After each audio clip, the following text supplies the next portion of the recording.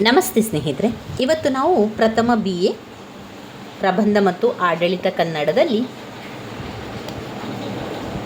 ಮುಖ್ಯವಾದಂತಹ ಪ್ರಶ್ನೆ ದಿವಾನಖಾನೆಯ ಅಂದಚಂದ. ದಿವಾನಖಾನೆಯ ಅಂದಚಂದದಲ್ಲಿ ನಾವು ಈಗಾಗಲೇ ದಿವಾನಖಾನೆಯ ಅಂದಚಂದವನ್ನು ಪ್ರಬಂಧ ಬರೆದವರು AN ಮೂರ್ತಿರಾವ್. ದಿವಾನಖಾನೆಯ ಅಂದಚಂದ ಪ್ರಬಂಧವನ್ನು ಬರೆದವರು AN ಮೂರ್ತಿರಾವ್ ಅವರು. ಈಗಾಗಲೇ ನಾವು ದಿವಾನಖಾನೆಯ ಅಂದಚಂದದ ಪೀಠಿಕೆಯನ್ನು ತಿಳ್ಕೊಂಡೆವು, ಕವಿ ಪರಿಚಯವನ್ನು ಕೂಡ ಮಾಡಿಕೊಂಡೆವು, ಅದರ ಜೊತೆಗೆ ಪ್ರಬಂಧದ ವಸ್ತುವನ್ನು ತಿಳ್ಕೊಂಡೆವು. ಇವತ್ತು ಪ್ರಬಂಧದ ವಿಶ್ಲೇಷಣೆಯನ್ನು ತಿಳ್ಕೊಳ್ಳೋಣ. ಈ ಒಂದು ಪ್ರಬಂಧವು ಲಲಿತ ಪ್ರಬಂಧವಾಗಿದೆ. ಒಂದು ಕೌಟುಂಬಿಕ ಜೀವನದ ಬಗ್ಗೆ ಇಲ್ಲಿ ಹೇಳುವಂತಹ ಪ್ರಬಂಧ. ಕೌಟುಂಬಿಕವಾದ ಬದುಕಿನ ಒಡನಾಟದ ಬಗ್ಗೆ ನಮಗೆ ಈ ಒಂದು ಚಿತ್ರಣ ಅನಾವರಣಗೊಂಡಿರುವಂಥದ್ದು. ಇದಕ್ಕೆ ಕೇಂದ್ರ ಬಿಂದು ಮನೆಯ ದಿವಾನಖಾನೆಯ ಅಂದಚಂದವಾಗಿದೆ. ಹೆಸರೇ ಸೂಚಿಸುವಂತೆ ಈ ಪ್ರಬಂಧದ ಹೆಸರೇನಿದೆ? ದಿವಾನಖಾನೆಯ ಅಂದಚಂದ. ಈ ಸಂಪೂರ್ಣ ಪ್ರಬಂಧದಲ್ಲಿ ಇರುವಂಥ ವಿಚಾರವೇ ಅದು. ಒಂದು ದಿವಾನಖಾನೆಯ ಅಂದಚಂದ ಹೇಗೆ ಹೆಚ್ಚಾಗ್ತದೆ, ಆ ದಿವಾನಖಾನೆಯ ಅಂದಚಂದದಿಂದಾಗಿ ಮನೆಯಲ್ಲಿರುವಂಥವರ ಮನಸ್ಸು ಯಾವ ರೀತಿ ಬದಲಾವಣೆ ಆಗ್ತದೆ, ದಿವಾನಖಾನೆಯ ಅಂದಚಂದದಿಂದಾಗಿ ಎಷ್ಟು ಮನಸ್ಸುಗಳಿಗೆ ನೋವಾಗ್ತದೆ, ಅವರ ಮನೆಯಲ್ಲಿ ಅವರು ಯಾವ ರೀತಿ ಬೇರೆ ಪರಕೀಯರ ಭಾವ ಯಾವ ರೀತಿ ಅನುಭವಿಸ್ತಾರೆ, ಅವರ ಮನೆ ಅವರಿಗೆ ಯಾವ ರೀತಿ ಒಂದು ಜೈಲು ಶಿಕ್ಷೆಯ ಅನುಭವವನ್ನು ತರುತ್ತದೆ, ಇದೆಲ್ಲವೂ ಕೂಡ ನಾವು ಈ ಒಂದು ಪ್ರಬಂಧವಾದಂಥ ದಿವಾನಖಾನೆಯ ಅಂದಚಂದದಲ್ಲಿ ಕಾಣ್ಬೋದು. ಮನುಷ್ಯನಿಗೆ ಮನೆ ಮತ್ತು ಮನಸ್ಸು ಅತ್ಯಂತ ಮುಖ್ಯವಾದುದು. ಒಬ್ಬ ಬರಹಗಾರ ಸ್ವಾಭಾವಿಕವಾಗಿ ತನ್ನ ಒಳಗಣ್ಣನ್ನು ಮುಕ್ತವಾಗಿರಿಸಿಕೊಂಡು ಬದುಕುವುದನ್ನು ಪ್ರಯತ್ನಿಸುವಂತೆ ಲೇಖಕರ ಮನದಿಂಗಿತವು ಇದೇ ಆಗಿದೆ. ಪತ್ನಿ ಬಾಹ್ಯ ಅಲಂಕಾರಕ್ಕೆ ಹೆಚ್ಚಿನ ಮಾನ್ಯತೆಯನ್ನು ನೀಡಿರುವುದು ಪ್ರಧಾನವಾಗಿ ಈ ಪ್ರಬಂಧದಲ್ಲಿ ಪ್ರತಿಬಿಂಬಿತವಾಗಿದೆ.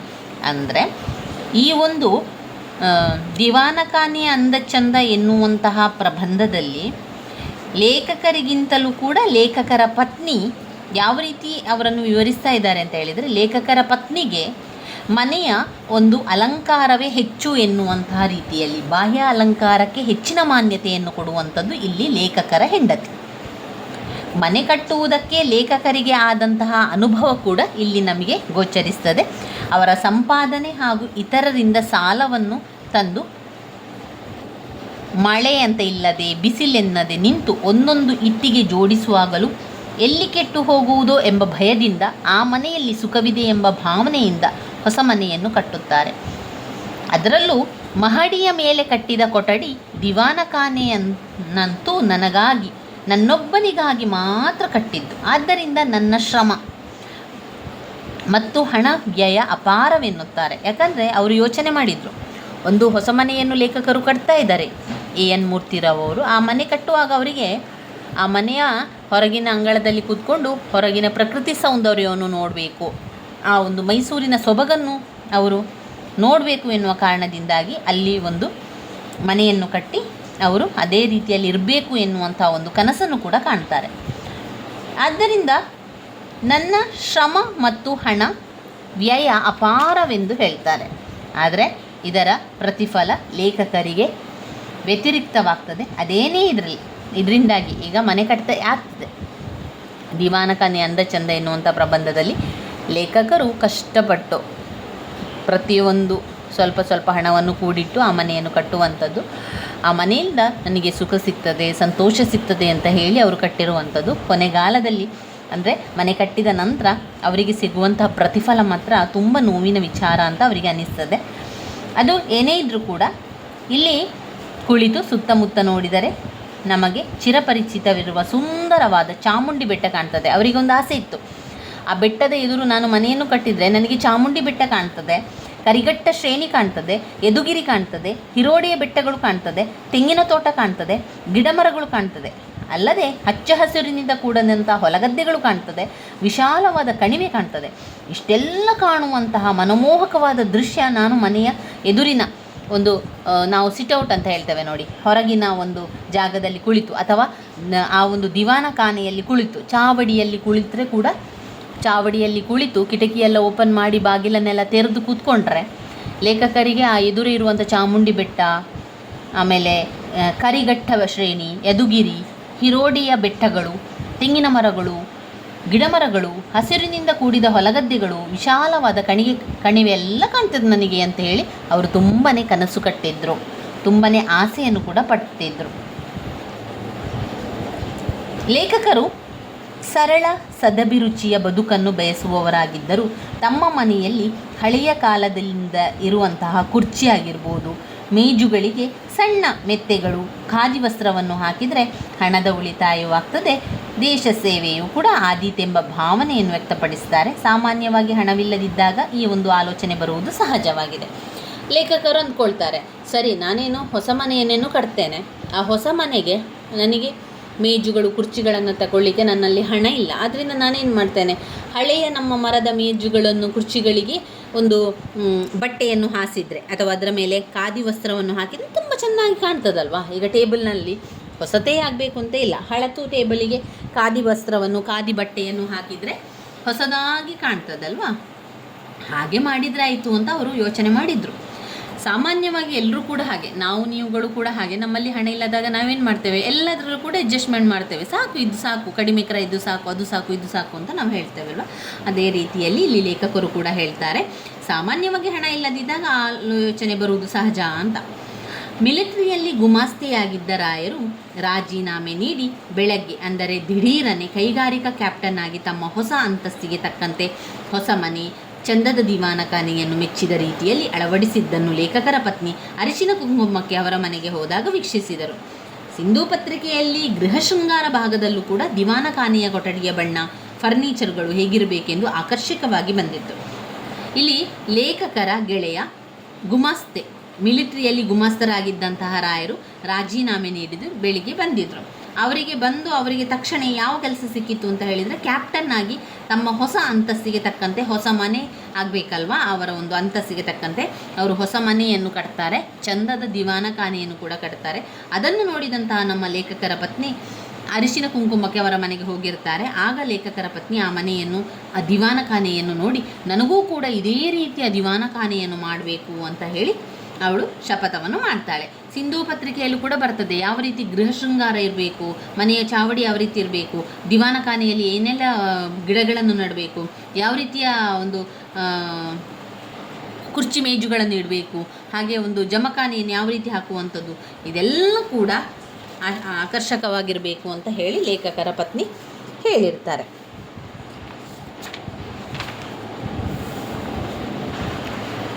ಪ್ರಕಟವಾದದ್ದನ್ನು ಓದಿದ್ರು. ಈಗ ಗೃಹ ಶೃಂಗಾರ, ಇದು ಗೃಹ ಪತ್ರಿಕೆ ಅಂತ ಬರ್ತಿತ್ತು, ಈಗ ಕೂಡ ಬರ್ತದೆ. ಅದರಲ್ಲಿ ಏನಿತ್ತು ಅಂತ ಹೇಳಿದ್ರೆ ದಿವಾನಖಾನೆ ಅಂದ ಚಂದದ ಬಗ್ಗೆ ಸಂಪೂರ್ಣವಾಗಿ ಇತ್ತು. ಅದನ್ನು ಲೇಖಕರ ಪತ್ನಿ ಸಂಪೂರ್ಣವಾಗಿ ಓದ್ತಾರೆ. ಈ ಒಂದು ಪುಸ್ತಕದ ಪ್ರಭಾವದಿಂದಾಗಿ ದಂಪತಿಗಳಲ್ಲಿ ಇಬ್ಬರಲ್ಲಿಯೂ ಕೂಡ ಗಂಭೀರವಾದ ಒಂದು ವಾಗ್ವಾದ ಕೂಡ ಶುರುವಾಗ್ತದೆ. ಇದರ ಪರಿಯಾಗಿ ನೂರಾರು ರೂಪಾಯಿ ತೆತ್ತು ನವೀನ ಮಾದರಿಯ ಸೋಫಾವನ್ನು ತೆಗಿತಾರೆ, ಕುರ್ಚಿಗಳನ್ನು ತೆಗಿತಾರೆ, ಪರದೆಗಳನ್ನು, ಯಾಕೆ ಕಿಟಕಿ ಹಾಕಿಗೆ ಪರದೆಯನ್ನು ತೆಗಿತಾರೆ, ಸಮುದ್ರದ ಹಸಿರು ಬಣ್ಣದ ಕಾಲ್ಕೀರಿಯಮನ್ನು ತಗೊಳ್ತಾರೆ, ಯಾಕಂದರೆ ಅದು ದಿವಾನಖಾನೆಗೆ ಗೋಡೆಗೆ ಅಂಟಿಸ್ಲಿಕ್ಕೆ ಇರುವಂಥ ಅಲಂಕೃತ ಸಾಮಾನು. ಹಣದ ವ್ಯವಸ್ಥೆ ಮಾತ್ರ ಲೇಖಕರದು, ಮಿಕ್ಕೆಲ್ಲ ಜವಾಬ್ದಾರಿ ಲೇಖಕರ ಪತ್ನಿಯಾದ ಲಲಿತಾದೇವಿಯದು. ದಿವಾನಖಾನೆ ಅಲಂಕೃತಗೊಂಡ ನಂತರ ಲೇಖಕರಿಗೆ ಶುರು ಆಯಿತು ಅವಾಂತರ. ಸ್ವತಂತ್ರವಾಗಿ ಇಷ್ಟ ಬಂದಂತೆ ಅಲ್ಲಿ ಕೂರುವಂತಿಲ್ಲ. ಅಂದರೆ ಲೇಖಕರ ಪತ್ನಿ ಹೇಳ್ತಾರೆ, ನೋಡಿ ಆ ಕಾಲ ಮೇಲೆ ಹಾಕಿ ಕೂತ್ಕೊಳ್ಳುವಾಗಿಲ್ಲ, ಕಾಲಿನ ಮೇಲೆ ಹಾಕಿದರೆ ಮಣ್ಣಾಗ್ತದೆ, ಅಲ್ಲಿ ಕೈ ಇಟ್ಟು ಕೂತ್ಕೊಳ್ಳುವಂತಿಲ್ಲ, ಇಲ್ಲಿ ಕಾಲನ್ನು ಇಟ್ಟು ಕೂತ್ಕೊಳ್ಳುವಂತಿಲ್ಲ, ಎಲ್ಲ ರೀತಿಯದಕ್ಕೂ ರೀತಿ ಅವರು ಷರತ್ತನ್ನು ಹಾಕ್ತಾರೆ. ಅಲ್ಲಿ ಹೊರಗೆ ಕೂತ್ಕೊಳ್ಳುವಂತಿಲ್ಲ, ಯಾಕಂದರೆ ಸೋಫಾದಲ್ಲಿರುವಂಥ ಬಟ್ಟೆ ಅದು ಕೆಳಗೆ ಜಾರಿ ಹೋಗ್ತದೆ. ಆ ರೀತಿ ಒಂದು ರೀತಿ ಇದು ಕಾರಾಗೃಹವಾಯಿತು ಎನ್ನಬಹುದು. ಒಂದು ರೀತಿಯಲ್ಲಿ ಲೇಖಕರಿಗೆ ಏನಾಯಿತು ಅಂದರೆ ಜೈಲು ಶಿಕ್ಷೆ ಅನುಭವ ಆಯಿತು. ಅಲ್ಲಿ ಕೂತ್ಕೊಳ್ಬೇಡ, ಇಲ್ಲಿ ಕೂತ್ಕೊಳ್ಬೇಡ, ಹಾಗೆ ಕೂತ್ಕೊಳ್ಬೇಡ, ಹೀಗೆ ಕೂತ್ಕೊಳ್ಬೇಡ, ಕಾಲು ಮೇಲೆ ಇಡಬೇಡ, ಕಾಲು ಕೆಳಗೆ ಇಡಬೇಡ, ಈ ರೀತಿಯಾದ ಒಂದು ಹಾಕಿದರೆ, ಈ ರೀತಿಯ ಒಂದು ನಿಯಮವನ್ನು ಹಾಕಿದರೆ ಅದೇನು ಯಾವ ರೀತಿ ಫೀಲ್ ಆಗ್ತದೆ ಅಂತ ಹೇಳಿದರೆ ಒಂದು ಜೈಲಿಗೆ ಹೋಗುವಂಥ ಅನುಭವ, ಜೈಲಿನಲ್ಲಿದ್ದ ಅನುಭವ ಅವರಿಗೆ ಆಗ್ತದೆ. ಅದೇ ರೀತಿಯಲ್ಲಿ ಕೂಡ ಇಲ್ಲಿ ಹಾಗೆ ಆಗ್ತದೆ ಅವರಿಗೆ. ಲಲಿತಾದೇವಿ ಎಲ್ಲ ರೀತಿಯ ಅಲಂಕೃತಗಳನ್ನು ತರುವಂಥದ್ದು, ಹಣ ಕೊಡುವಂಥದ್ದೆಲ್ಲ ಕೂಡ ಲೇಖಕರಾಗಿದ್ದರು. ಇಲ್ಲಿ ಸ್ವತಂತ್ರವಾಗಿ ಇಷ್ಟ ಬಂದಂತೆ ಕೂರುವಂತಿಲ್ಲ, ಹೊರಗುವಂತಿಲ್ಲ, ಒಂದು ರೀತಿ ಕಾರಾಗೃಹ ಅಂತ ಲೇಖಕರು ಹೇಳ್ತಾರೆ.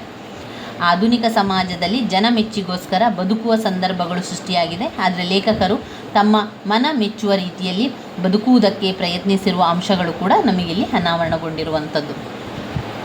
ಪ್ರಬಂಧದಲ್ಲಿ ಪತ್ನಿ ಲಲಿತಾದೇವಿ ಮನೆಯ ಸೌಂದರ್ಯಕ್ಕೆ ಹೆಚ್ಚು ಆಸ್ಥೆಯನ್ನು ವಹಿಸ್ತಾರೆ.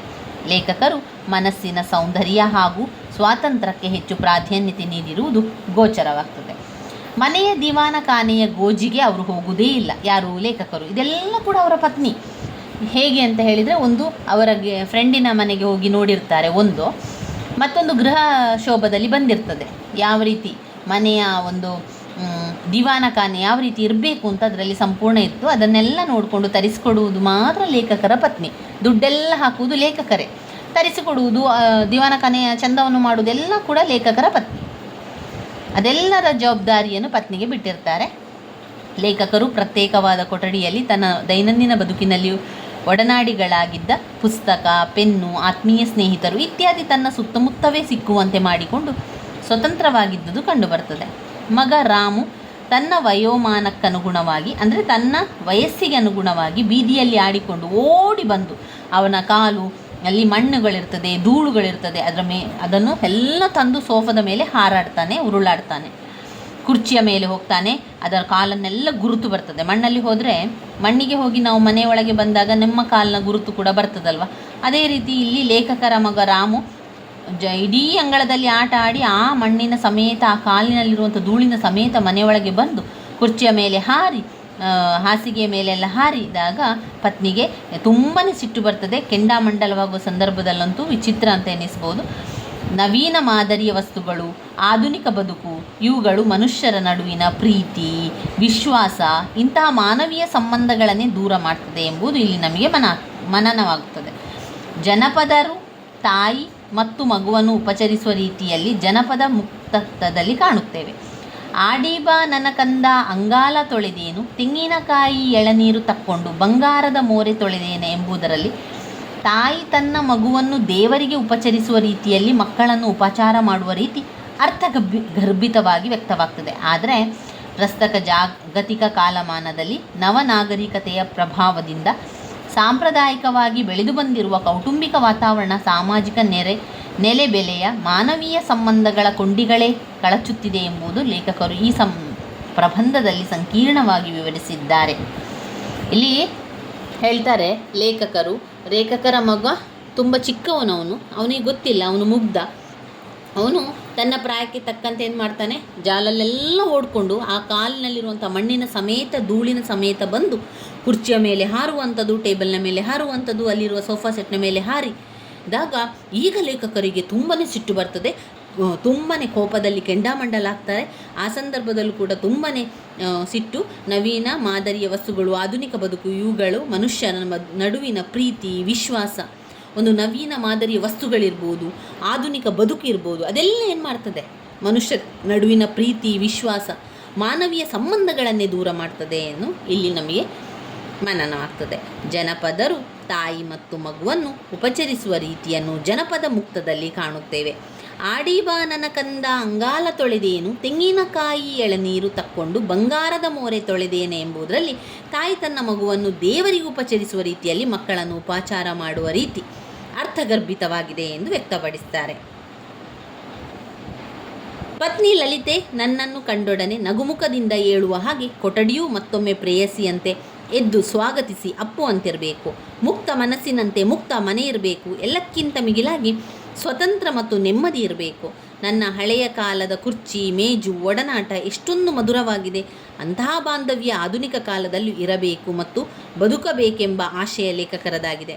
ದಿವಾನ ಖಾನೆಯ ಅಂದಚಂದ ಪ್ರಬಂಧದ ಹಿನ್ನೆಲೆಯಲ್ಲಿ ಕೆಲವು ಪ್ರಮುಖ ಪಾತ್ರಗಳು ರಚಿತವಾಗಿದೆ. ಪ್ರಧಾನವಾಗಿ ಲೇಖಕರು ಮತ್ತು ಅವರ ಪತ್ನಿ ಲಲಿತಾದೇವಿ ಪಾತ್ರಗಳು ಕಂಡುಬರುತ್ತದೆ.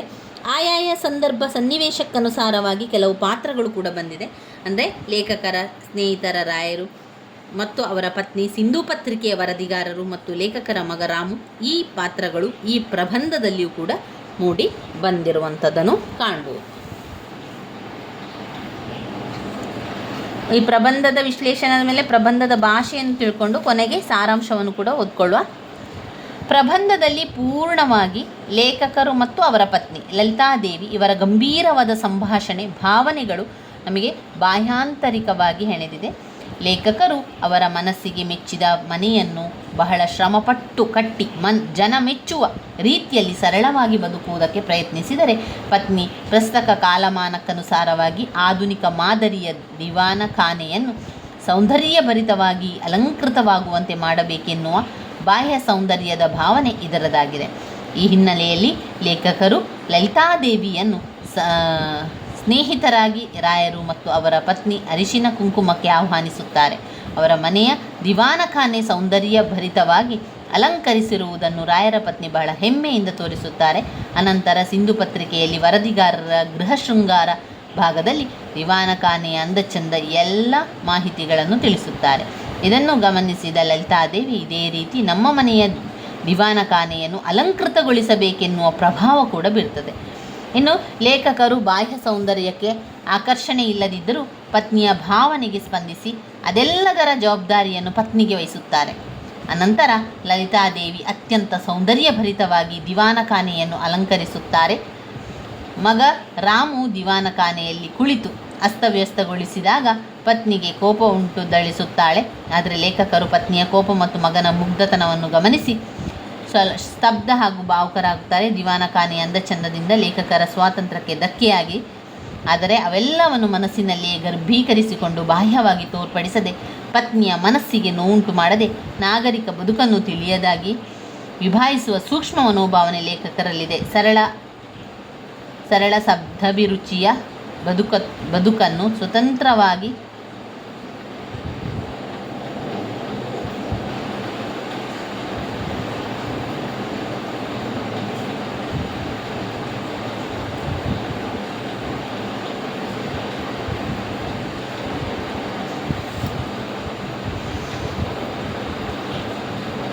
ಅವರ ಮನೆಯ ದಿವಾನಖಾನೆಯ ಸೌಂದರ್ಯಭರಿತವಾಗಿ ಅಲಂಕರಿಸುವುದನ್ನು ರಾಯರ ಪತ್ನಿ ಬಹಳ ಹೆಮ್ಮೆಯಿಂದ ಎಲ್ಲರಿಗೂ ಕೂಡ ತೋರಿಸ್ತಾರೆ.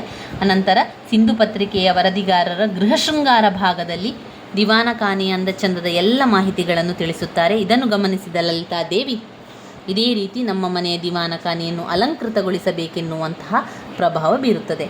ಲೇಖಕರು ಬಾಹ್ಯ ಸೌಂದರ್ಯಕ್ಕೆ ಆಕರ್ಷಣೆ ಇಲ್ಲದಿದ್ದರೂ ಪತ್ನಿಯ ಭಾವನೆಗೆ ಸ್ಪಂದಿಸಿ ಅದೆಲ್ಲದರ ಜವಾಬ್ದಾರಿಯನ್ನು ಪತ್ನಿಗೆ ವಹಿಸುತ್ತಾರೆ.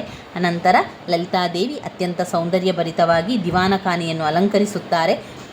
ಮಗ ರಾಮು ದಿವಾನಖಾನೆಯಲ್ಲಿ ಕುಳಿತು ಅಸ್ತವ್ಯಸ್ತಗೊಳಿಸಿದಾಗ ಪತ್ನಿಗೆ ಕೋಪ ಉಂಟಾಗಿ ಥಳಿಸುತ್ತಾಳೆ. ಆದರೆ ಲೇಖಕರು ಪತ್ನಿಯ ಕೋಪ ಮತ್ತು ಮಗನ ಮುಗ್ಧತನವನ್ನು ಗಮನಿಸಿ ಸ್ತಬ್ಧ ಹಾಗೂ ಭಾವುಕರಾಗ್ತಾರೆ. ದಿವಾನಖಾನೆಯ ಅಂದಚಂದದಿಂದ ಲೇಖಕರ ಸ್ವಾತಂತ್ರ್ಯಕ್ಕೆ ಧಕ್ಕೆಯಾಗಿದೆ, ಆದರೆ ಅವೆಲ್ಲವನ್ನು ಮನಸ್ಸಿನಲ್ಲಿಯೇ ಗರ್ಭೀಕರಿಸಿಕೊಂಡು ಬಾಹ್ಯವಾಗಿ ತೋರ್ಪಡಿಸದೆ, ಪತ್ನಿಯ ಮನಸ್ಸಿಗೆ ನೋವುಂಟು ಮಾಡದೆ, ಸಾಂಸಾರಿಕ ಬದುಕನ್ನು ತಿಳಿಯಾಗಿಯೇ ನಿಭಾಯಿಸುವ ಸೂಕ್ಷ್ಮ ಮನೋಭಾವನೆ ಲೇಖಕರಲ್ಲಿದೆ.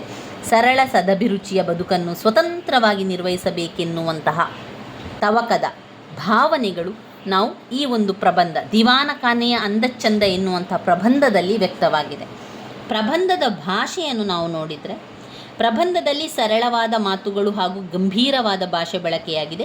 ದಿವಾನಖಾನೆಯ ಅಂದಚಂದದ ಹಿನ್ನೆಲೆಯಲ್ಲಿ ದಂಪತಿಗಳಿಬ್ಬರ ಭಾವನಾತ್ಮಕ ಸಂಭಾಷಣಾತ್ಮಕ ಹೊಯ್ದಾಟ ಅಲ್ಲಿ ಕಾಣ್ಬೋದು. ಇಲ್ಲಿ ಗಂಡ ಹೆಂಡತಿ ಇಬ್ಬರು ಕೂಡ ಒಂದು ಹೊಸ ಮನೆಯನ್ನು ಕಟ್ಟುವಂಥ ಸಂದರ್ಭದಲ್ಲಿ ಅವರ ದಿವಾನಖಾನೆಯನ್ನು ಸುಂದರಗೊಳಿಸುವಂಥದ್ದು, ಅದಕ್ಕೆ ಬೇಕಾದಂಥ ವ್ಯವಸ್ಥೆಗಳನ್ನು ಮಾಡುವಂಥದ್ದು ಎಲ್ಲ ಮಾಡುವ ಕೆಲಸ ಅವರದಾಗಿದೆ. ಇಲ್ಲಿ ಲೇಖಕರು ಮಧುರವಾದ ಭಾವನೆಗಳಿಗೆ ಆಸ್ಪದ ಕೊಟ್ಟ ಹಾಗೆ ಕ್ರಮೇಣ ಅತ್ಯಂತ ಗಂಭೀರ ಭಾವನೆಗಳಿಗೆ ಹೆಚ್ಚು ಒತ್ತನ್ನು ಕೊಡುತ್ತಾರೆ. ನಿರೂಪಣೆಯ ನಡುವೆ ಓರೆ ಮಾತಿನ ದಾಟಿಯಲ್ಲಿ ಅರ್ಥಪುಷ್ಟಿಯನ್ನು ನೀಡುವ ವಿಷಯಗಳು ಕೂಡ ಪ್ರಸ್ತಾವವಾಗಿದೆ.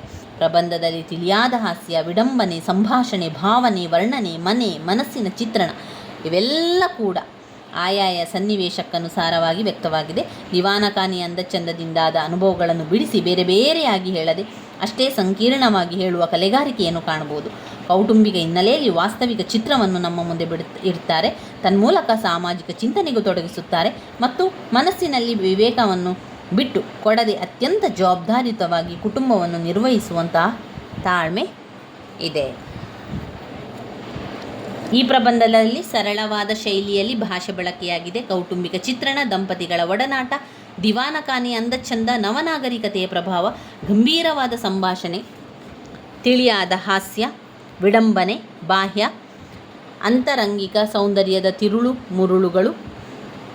ಮುರುಗಳು ಲೀಲಾಜಾಲವಾಗಿ ಹೊರಹೊಮ್ಮಿದೆ. ವಿಶ್ಲೇಷಣೆ ಮತ್ತು ನಿರೂಪಣಾತ್ಮಕವಾದ ಶೈಲಿಯಲ್ಲಿ ಪ್ರಬಂಧ ಕೂಡ ರಚಿತವಾಗಿರುವಂಥದ್ದು ಕಾಣ್ಬೋದು. ಮುಂದಿನ ವಿಡಿಯೋದಲ್ಲಿ ನಾವು ದಿವಾನ ಖಾನೆಯ ಅಂದಚಂದದ ಸಾರಾಂಶವನ್ನು ತಿಳ್ಕೊಳ್ಳೋಣ. ಈ ರೀತಿಯಾಗಿ ಎಲ್ಲವನ್ನು ತಿಳಿತಾ ಹೋದರೆ ನಿಮಗೆ ಓದಲಿಕ್ಕೂ ಕೂಡ ತುಂಬಾ ಅನುಕೂಲ ಆಗ್ತದೆ. ಮುಂದಿನ ವಿಡಿಯೋದಲ್ಲಿ ದಿವಾನ ಖಾನೆಯ ಅಂದಚಂದದ ಸಾರಾಂಶವನ್ನು ತಿಳ್ಕೊಂಡ್ರೆ ಸಾಕು. ನನ್ನ ವೀಡಿಯೋಸ್ ಎಲ್ಲ ನಿಮಗೆ ಇಷ್ಟ ಆಗಿದ್ದರೆ ಲೈಕ್ ಕೊಡಿ, ಶೇರ್ ಮಾಡಿ, ಸಬ್ಸ್ಕ್ರೈಬ್ ಮಾಡಲಿಕ್ಕೆ ಮರಿಬೇಡಿ ಸ್ನೇಹಿತರೆ. ಧನ್ಯವಾದಗಳು.